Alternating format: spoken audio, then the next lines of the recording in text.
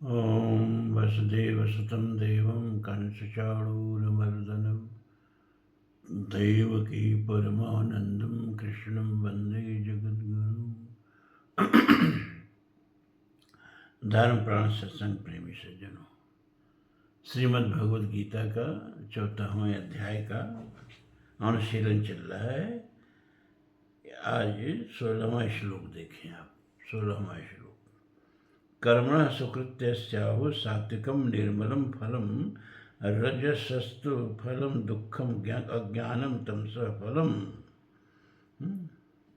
कर्मणः सुकृतस्य आहुः सात्विकं निर्मलं फलम। सात्विक का, सतोगुण का फल क्या बतलाया है? निर्मल और सुकृत कर्म।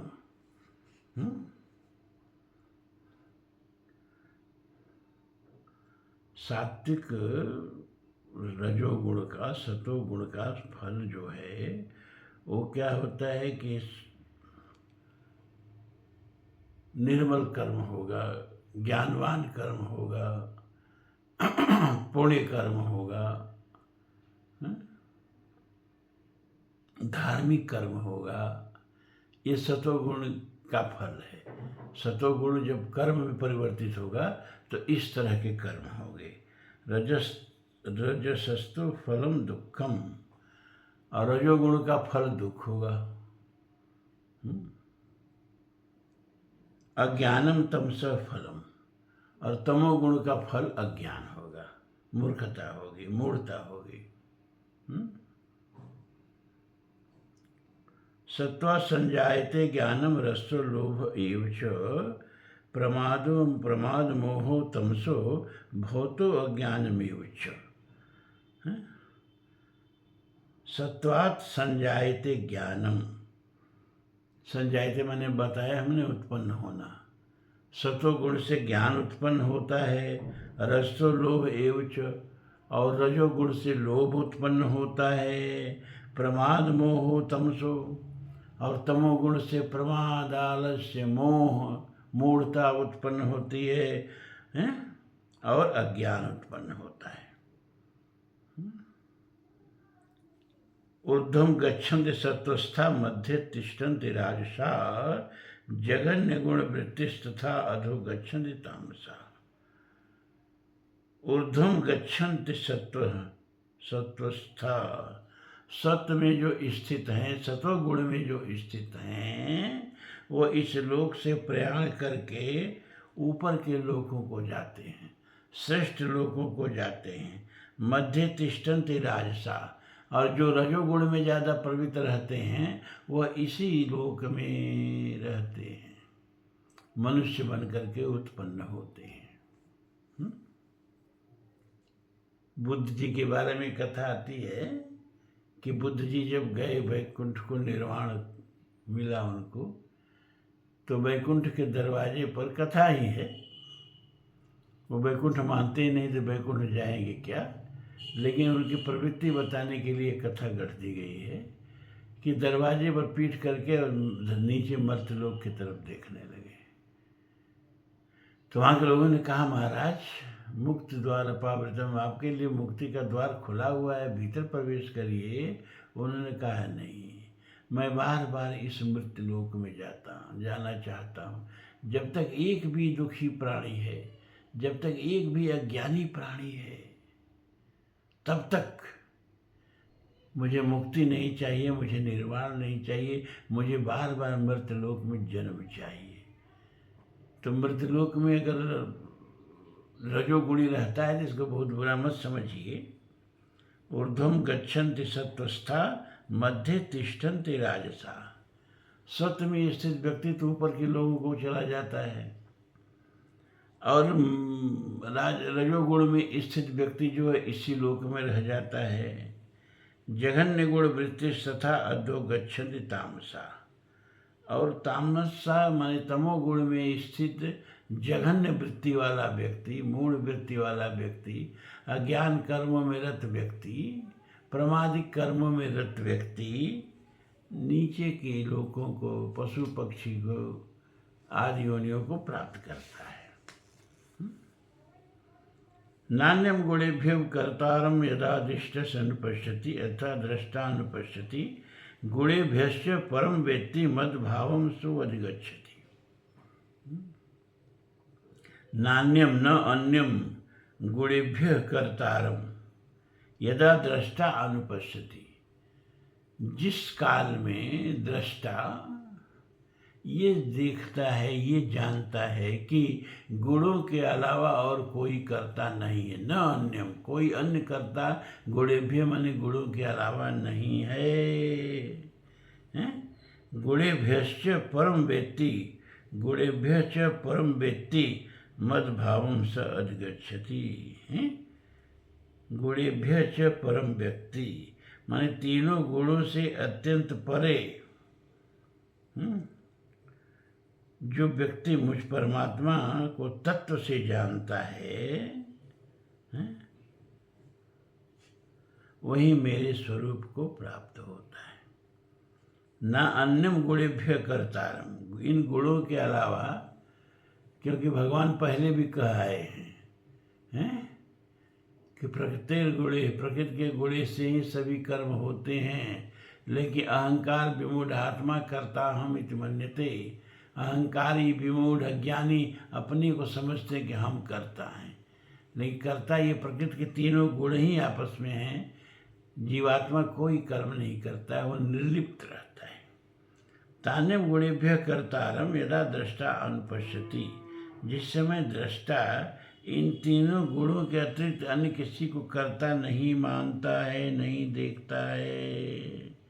गुणेभ्यश्च परम वेत्ति मद्भावम सो अधिगच्छति, और जो गुणों से, गुणेभ्य माने तीनों गुणों से मुझे ऊपर समझता है या अपने को ऊपर समझता है, अपने को भी ऊपर समझता है, यहाँ अर्थ लग जाएगा, है ना। जीवात्मा को ऊपर समझता है, वह मेरे भाव को प्राप्त कर जाता है, वह मेरे भाव को प्राप्त कर लेता है।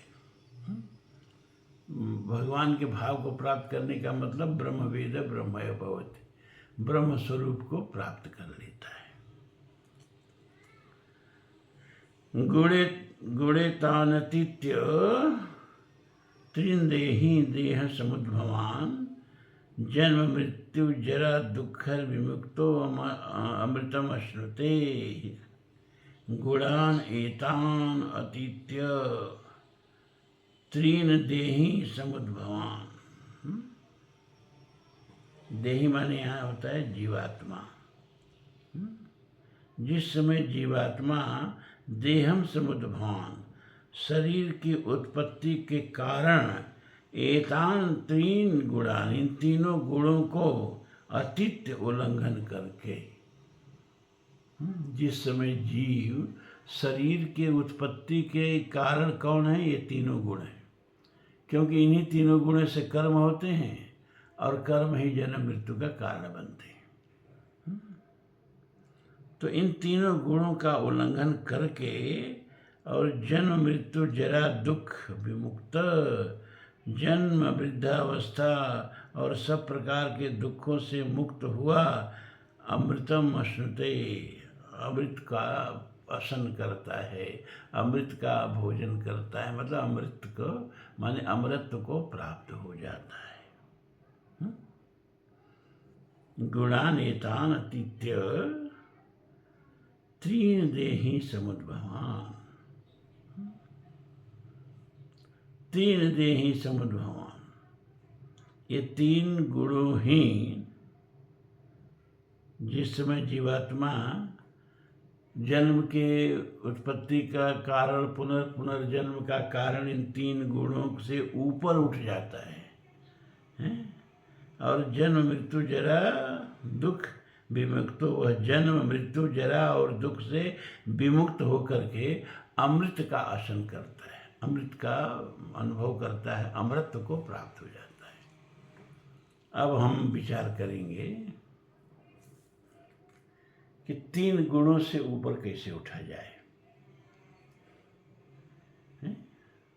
भगवान तो संक्षेप में कह के आगे निकल गए। अब इतने कहने से आप लोगों का काम नहीं चलेगा ना, चल गया हो तो बताएं। तो हमने 3 गुणों की पहले बहुत सुंदर व्याख्या करी है। अब आप भूल गए हो तो बात अलग की है। ये 3 गुणों से ही हमने बताया कि कारण शरीर बनता है। इन्हीं तीनों गुणों से सूक्ष्म शरीर बनता है और इन्हीं तीनों गुणों से स्थूल शरीर बनता है। और इन्हीं तीनों गुणों के आपस में संक्रिया से, विनिमय से, समान आनुपातिक मिश्रण से पंचकोश बनता है। और इन पंचकोशों में जीव जो है कैद हो जाता है और इन पंचकोशों से तादात्म्य संबंध स्थापित करके इन्हीं पंचकोशों को अपना स्वरूप समझ लेता है। अपना घर समझता तो उतनी कोई बुरी बात नहीं थी।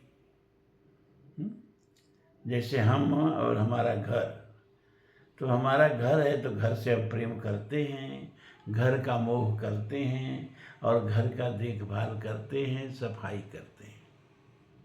ऐसे शरीर को अपना घर समझ ले, 5 कोठरियों वाला, 9 द्वारों वाला, और इस शरीर को प्रेम करे, इस शरीर की देखभाल करे, इस शरीर को स्वस्थ रखे, इस शरीर को स्वच्छ रखे, तो एकदम बुरा नहीं है ना।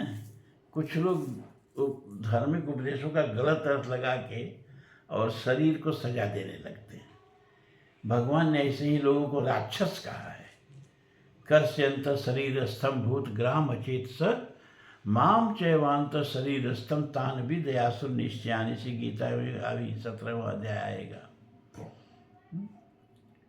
सुन लिया पके गुरुओं से, है ना, अरे शरीर मिथ्या है, शरीर तो कैद खाना है, जीव का कैद खाना तो है, लेकिन इस कैद खाना में तुम कैदी बन के क्यों रहते हो? इस कैद खाने में जेलर बन के रहो। अगर किसी कैदी को कहा जाए कि तुम्हारी जेल से छुट्टी, कितना खुश होगा। और किसी जेल के आरक्षी से कहा जाए, किसी जेल के जेलर से कहा जाए तुम्हारी छुट्टी, जेल के सेवा से तुम्हारी मुक्ति, कितना दुखी होगा। तो इस शरीर में कैदी की तरह क्यों रहते हैं? इस शरीर में जेलर की तरह रहिए। फिर ये शरीर ही आपके लिए कल्याण करने वाला हो जाएगा। नर समान नहीं कौनो देही, सुर नर मुनि सब जाचत जेही। तो 5 कोठरियों वाला ये आपका कैद खाना है, जिसे पंचकोश कहते हैं, और जो इन्हीं तीनों गुणों से मिलके बनता है। तीनों गुणों से के तमोगुण से, तीनों गुणों के तमोगुण के आधिक्य से स्थूल 5 भौतिक तत्व बनते हैं। सूक्ष्म के बाद अब स्थूल 5 भौतिक तत्व। स्थूल 5 भौतिक तत्व जब बनते हैं तो ये पांचों का आपस में घालमेल हो जाता है। इसको कहते हैं 5 भौतिक तत्वों का पंचीकरण।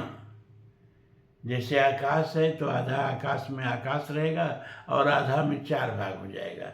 एक भाग क्षिति आ जाएगी, एक भाग जल आ जाएगा, एक भाग वायु आ जाएगा, एक भाग अग्नि आ जाएगा। इस तरह से जब पांचों तत्व इस अनुपात में आपस में मिलते हैं तो उसको पंचभूतों का पंचीकरण कहते हैं। इसी तरह से सारे तत्व का पंचीकरण हो जाता है। वायु तत्व में आधा वायु तत्व अकेले रहेगा और आधा का 4 भाग हो जाएगा। उसमें 1/8 भाग आकाश हो जाएगा, 1/8 भाग अग्नि हो जाएगा, 1/8 भाग जल हो जाएगा, 1/8 भाग क्षिति तत्व हो जाएगा। इसी तरह जल और अग्नि और वायु सबको समझ लीजिए। ये होता है पंचीकरण। अब ये स्थूल 5 भौतिक तत्वों के पंचीकरण से ही ब्रह्मांड बनता है। ग्रह, नक्षत्र, सितारे, आकाश गंगाएं और निहारिकाएं और ब्लैक होल सब कुछ बनता है। ये सब स्थूल 5 भौतिक तत्वों के पंचीकरण से बनता है, और इन्हीं 5 भौतिक तत्वों के पंचीकरण से स्थूल जगत से संपर्क स्थापित करने के लिए, स्थूल जगत में छिपी हुई तन्मात्राओं का सुखानुभूति करने के लिए स्थूल शरीर मिलता है। जब स्थूल शरीर मिलता है तो स्थूल जगत से, जिसको विश्व कहते हैं, हमारा संपर्क हो जाता है।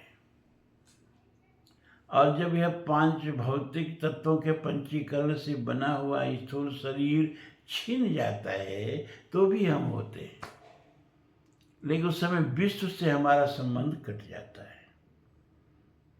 उस समय सूक्ष्म जगत से हमारा संबंध जुड़ जाता है, जो इससे कहीं बहुत अधिक विस्तृत है।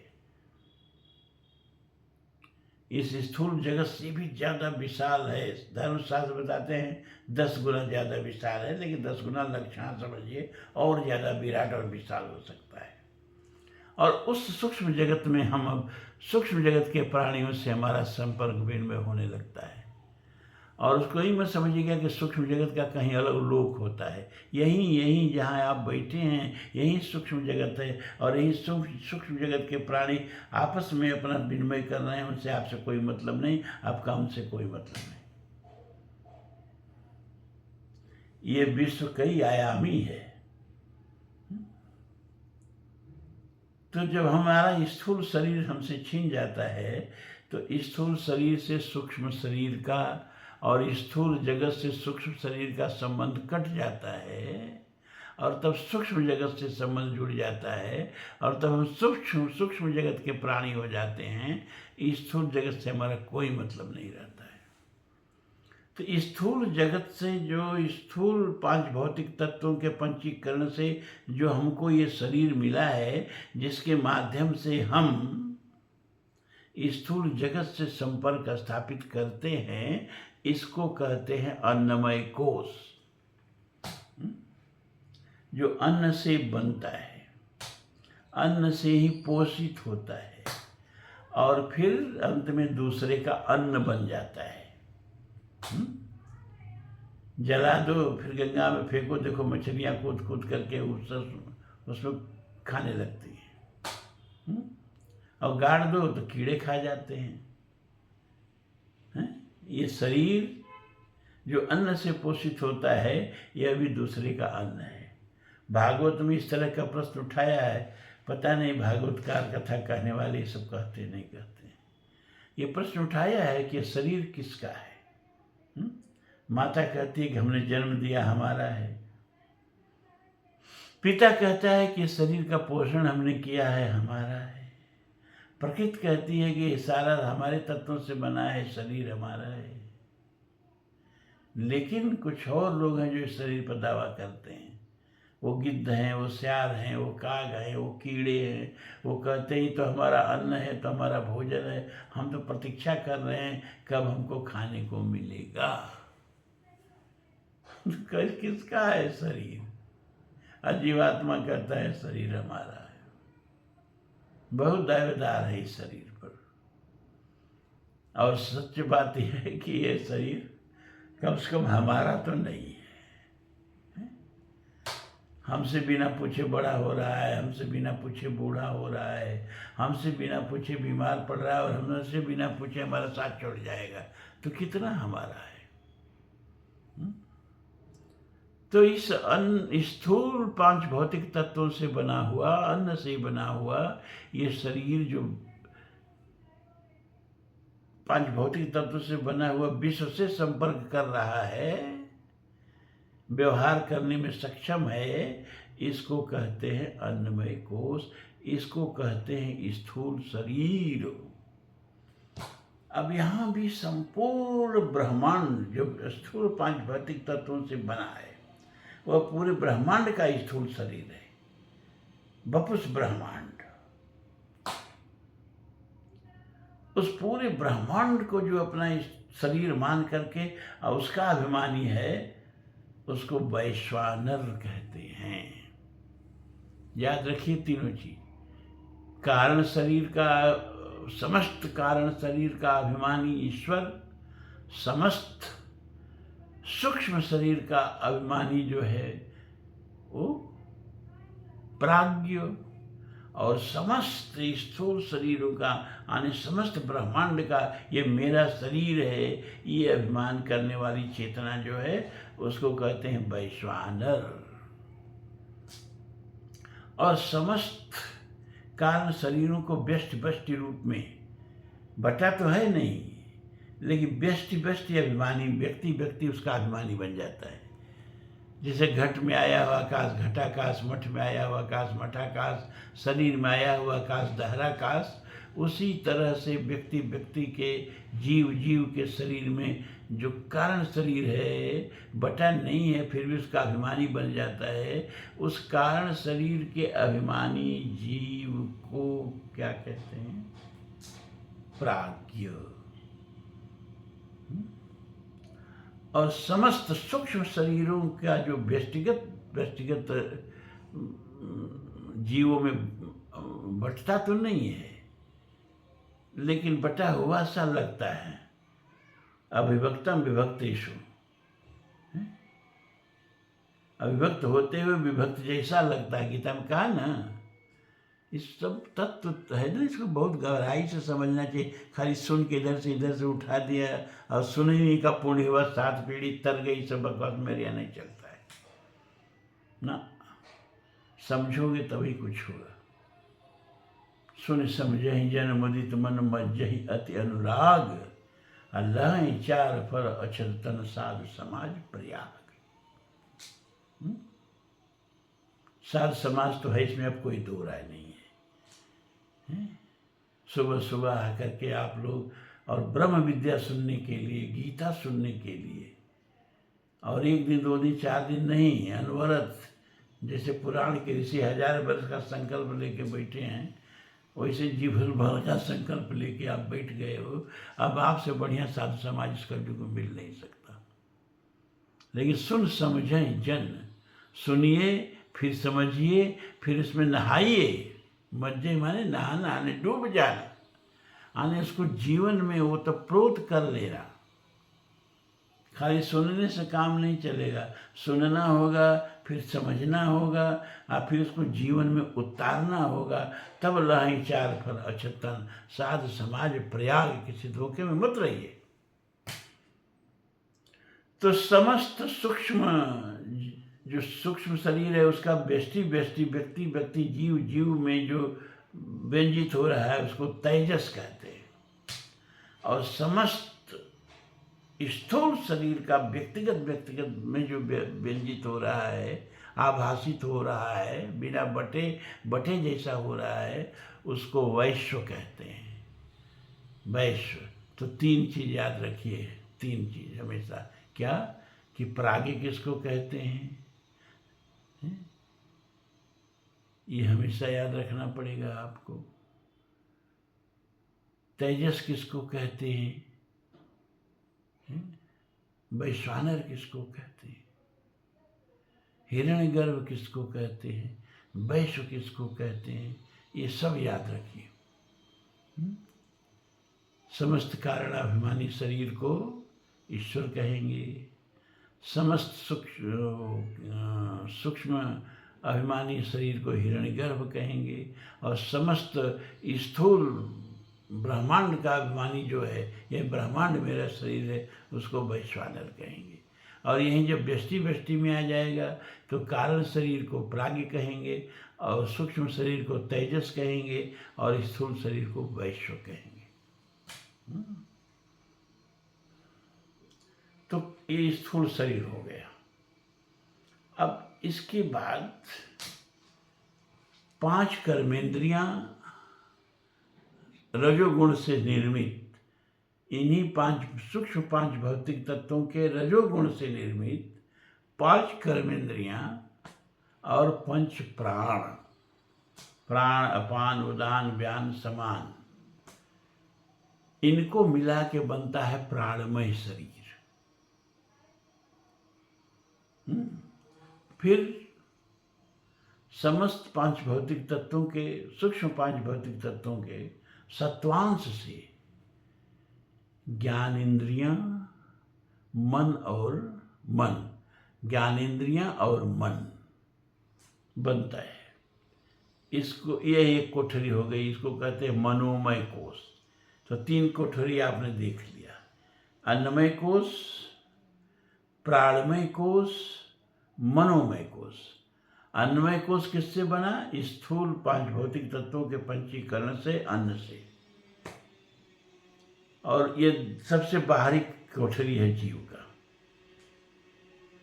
और दूसरी कोठरी जो है वो समस्त 5 भौतिक तत्वों के रजोगुणांश से बना है, रजोगुण से बना है। उसमें 5 कर्मेंद्रियां और 5 प्राण आते हैं, यह प्राणमय कोश हो गए। और समस्त 5 सूक्ष्म 5 भौतिक तत्वों के संत्वांश से मन और बुद्धि, नहीं बुद्धि नहीं, मन और 5 ज्ञानेंद्रियां, ये तीसरी कोठरी हो गई। इसको कहते हैं मनोमय कोश।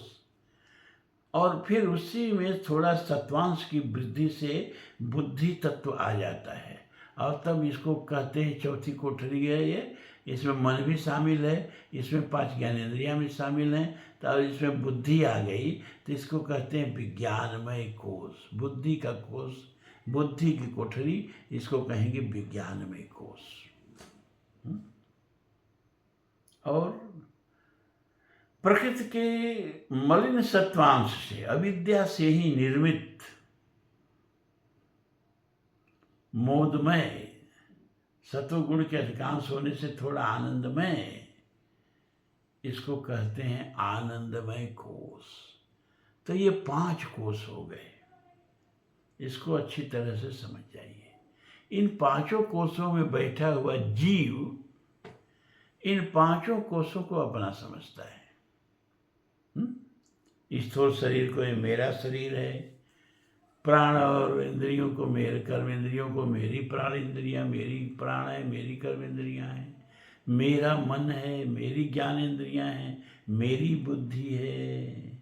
और ये जो 5वां कोश है अविद्या है, इसमें बैठा हुआ सोचता है कि ये कारण शरीर भी मेरा है, ये सुख दुख सब मेरा है।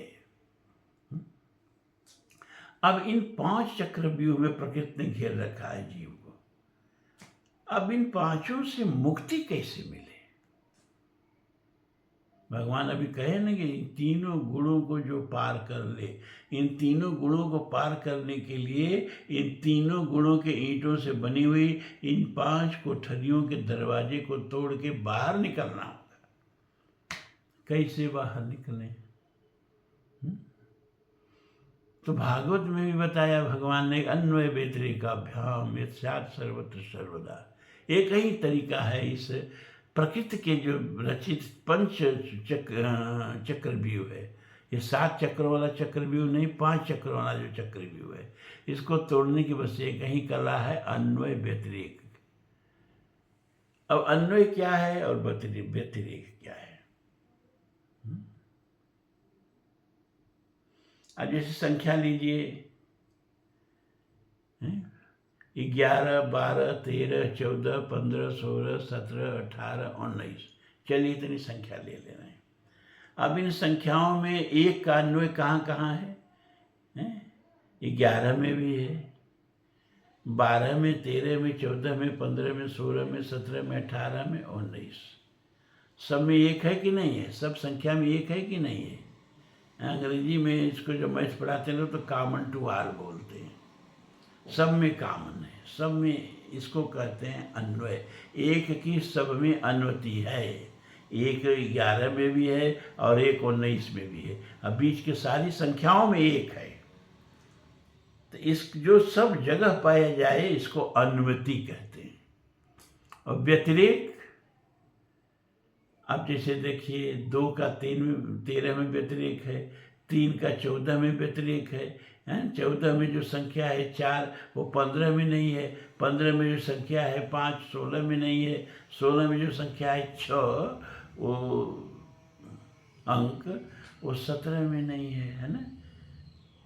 तो एक की तो सब में अनुमति है, और बकिया 2, 3, 4, 5, 6, 7, 8, 9 इनका एक दूसरे में व्यतिरेक है, केवल एक में उपस्थिति है, और सभी संख्याओं में व्यतिरेक है। व्यतिरेक माने अनुपस्थित हैं, अलग हैं। तो अन्वय व्यतिरेक समझ में आ गया कि नहीं आ गया? आ गया तभी इस चक्रव्यूह को तोड़ पाओगे, नहीं तोड़ पाओगे। अब चलो पहले हम तोड़ते हैं अन्नमय कोश की कोठरी को, ध्वस्त करते। जागरण का ये शरीर, स्थूल शरीर, जब हम सो के सपना देखने लगते हैं तो सपने में जाता है क्या? नहीं जाता है। तो जागरण का क्या सपने में जाता है? वो जीव जो जागरण को भी देख रहा है और सपने में सपने को भी देख रहा है। जागरण में जागरण शरीर का भी अभिमानी है, ये शरीर मेरा है, और सपने में जो शरीर बन गया अब उसको बोलता है ये शरीर मेरा है। तो सपने में एक चीज की अनुमति हो गई, क्या? चेतना की, जो जागरण में भी है और वही चेतना सपने में भी है। अगर वही चेतना सपने में नहीं होती तो जागने के बाद हमको सपने का ज्ञान नहीं होता।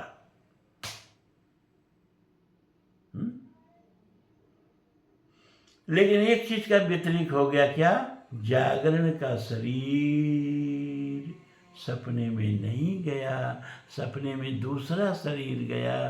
तो जागरण के शरीर का सपने में व्यतिरेक है, लेकिन चेतना जो है, जो जागरण की है, वही सपने की है। तो जब जागरण के शरीर को छोड़ के भी हम रह सकते हैं तो टूट गई कोठरी। नहीं है मेरा यह स्वरूप। मेरा स्वरूप रहता है जिसे हम कभी छोड़ नहीं पाते, कभी त्याग नहीं पाते। जिसको आप त्याग न सके वही आपका स्वरूप है।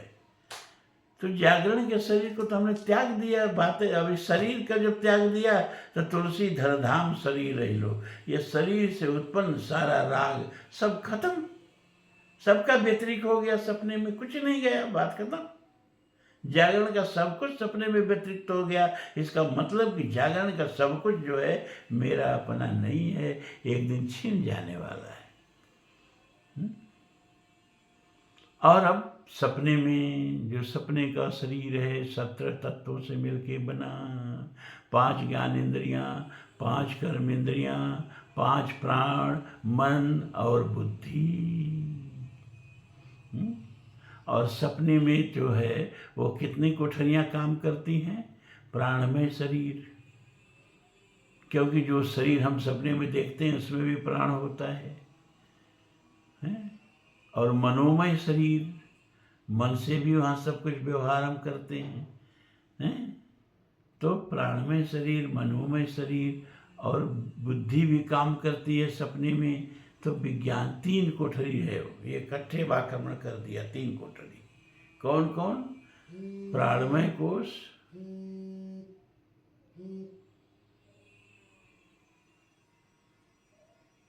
मनोमय कोश, विज्ञानमय कोश। अब चलो इन तीनों को तोड़ देते, क्योंकि अब हम सो गए सपना देखते देखते। तो जब सो गए तो सब उस निद्रा में न सपने का शरीर गया, न प्राणमय कोश गया, न विज्ञानमय कोश गया, न मनोमय कोश गया, न अहंकार गया, न सपने का कुछ भी गया, कुछ नहीं गया। निद्रा में व्यतिरिक्त हो गया सपने के सब कुछ का। लेकिन एक चीज गई, क्या? वो चेतना। क्यों? जब हम जगते हैं तो बोलते हैं आज बड़ी मीठी नींद आई, मतलब कि नींद को भी कोई देख रहा है, हैं? और जो नींद, तो एक चीज के तीनों में अनुमति हुई, क्या? चेतना की। जागरण में जो जागरण का दृष्टा है, सपने में जो सपने का दृष्टा है, और सो जाने पर जो सुसुप्ति का दृष्टा है, तीनों में जिसकी अनुमति है वो है चेतना। और तीनों में व्यतिरिक्त क्या है? जागरण का जागरण में सब कुछ छूट गया, सपने का सपने में सब कुछ छूट गया, और निद्रा में सपने का सब कुछ छूट गया। बात खत्म। जो व्यतिरिक्त हो जाए वो अपना नहीं है। तो इन तीनों का तो मोह त्यागना पड़ेगा, क्योंकि तीनों समय समय पर साथ छोड़ते और रोज छोड़ते हैं। रोज सपने में जागरण का सब कुछ छूट जाता है और रोज निद्रा में सपने का भी सब कुछ छूट जाता है। तो क्या सपने को ही अपना, तो क्या निद्रा को ही अपना वास्तविक स्वरूप मान लें? क्या वही लोग मान सकते हैं जिन लोगों को अभी तुरीय का बोध नहीं हुआ है, तुरीय का दर्शन नहीं हुआ है, जो अपने निर्मल आत्मस्वरूप को नहीं समझ पाए हैं? जब समाधि लगती है, जब तुरीय अवस्था आती है, जब चेतना अपने ज्ञाता ज्ञेय से मुक्त होकर के अपने आत्मस्वरूप स्वयं प्रकाश स्वरूप में स्थित होता है, तो वहाँ निद्रा भी नहीं होती है, वहाँ निद्रा का भी व्यतिरिक्त हो जाता है?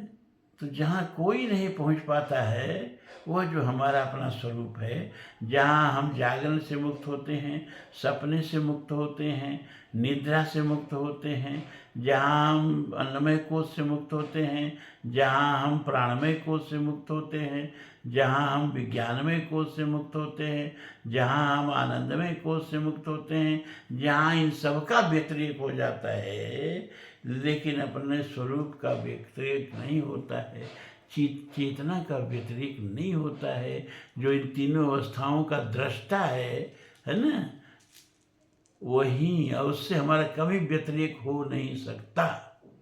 मैं नहीं हूँ कभी किसी क्षण में कोई सोच नहीं सकता, मरते समय भी नहीं सोच सकता, मरते समय संसार हेरा जाता है, मरने वाला नहीं। बाहर के लोगों को लगता है कि व्यक्ति मर गया, हमारे बीच से चला गया, और मरने वाले को लगता है कि सारा संसार चला गया, क्योंकि वो सूक्ष्म जगत में चला जाता है, इस स्थूल जगत से संपर्क कट जाता है। जे जाने जग जाय हेराई, जागे जथा सपन भ्रम जाए। तो यह अन्वय व्यतिरेक का जीवन में रोज प्रयोग करना चाहिए कि कहाँ कहाँ हम अपने को नहीं छोड़ सकते हैं और कहाँ कहाँ हम इसको छोड़ सकते हैं। जिसको हम छोड़ सकते हैं, माइंड इट केयरफुली, वो जितना भी प्रिय हो, ये इसका मोह त्याग दो, वो आपका नहीं होना है। और जिसको आप नहीं छोड़ सकते हो, वो है आपके भीतर बुदबुदाती चेतना, जो जागरण में भी रहती है, जागरण स्वप्न में भी रहती है, जागरण का सब कुछ स्वप्न में व्यतिरिक्त हो जाता है, लेकिन वो स्वप्न में भी रहती है, और स्वप्न का सब कुछ निद्रा में व्यतिरिक्त हो जाता है, वो निद्रा में भी रहती है, और समाज में निद्रा का भी व्यतिरिक्त हो जाता है, लेकिन वह अपने वही तो अपना स्वरूप है, तुरीय, उसी को कहते हैं। अदृष्टम अव्यवहारम अग्राह्यम अलक्षणम अचिंत्यम अवदेशम एकात् प्रत्यक्षारम प्रपंचमम शिवम शांतम अद्वैतम चतुर्थम मन्यते स विजिज्ञासु स ब्रह्मेति। तो आज इतना ही। आप लोगों को बहुत बहुत आशीर्वाद। ओम पूर्णमदः पूर्णमिदं पूर्णात् पूर्णमुदच्यते पूर्णस्य पूर्णमादाय पूर्णमेवावशिष्यते। सर्वे भवन्तु सुखिनः, सर्वे सन्तु निरामयाः, सर्वे भद्राणि पश्यन्तु, मा कश्चित् दुःखभाग् भवेत्। अस्तो मा सद्गमय, तमसो मा ज्योतिर्गमय, मृत्योर्मा अमृतं गमय। ओम शांति शांति शांति। ओम।